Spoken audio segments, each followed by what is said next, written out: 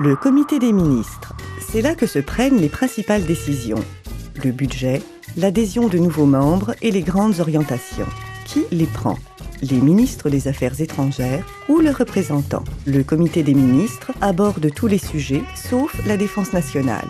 Il fait ensuite des recommandations aux États ou les engage à signer des traités.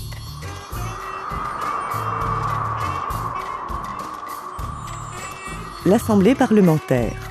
C'est le moteur du Conseil de l'Europe, un forum où des délégations de parlementaires nationaux délibèrent de problèmes de société ou de politique internationale. L'Assemblée a donné l'impulsion à un grand nombre des réalisations du Conseil. Sans son feu vert, impossible d'admettre de nouveaux membres. Mais l'Assemblée n'est pas qu'un hémicycle. Là où la démocratie est en jeu, elle envoie sur le terrain des missions d'enquête ou de supervision d'élections. Le Congrès des pouvoirs locaux et régionaux de l'Europe. C'est la voix des collectivités locales et régionales au Conseil de l'Europe. Le principal objectif du Congrès est de promouvoir la démocratie à l'échelon local et régional. Et de la même façon, renforcer la coopération transfrontalière et interrégionale, notamment dans les nouvelles démocraties. La Commission et la Cour européenne des droits de l'homme.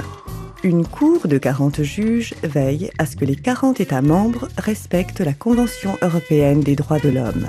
Elle est composée de juristes indépendants. Qui peut faire appel à la Cour ? Toute personne qui s'estime victime d'une violation des droits de l'homme pour peu qu'elle vive dans un des États membres du Conseil de l'Europe. Les arrêts de la Cour sont obligatoires pour les États.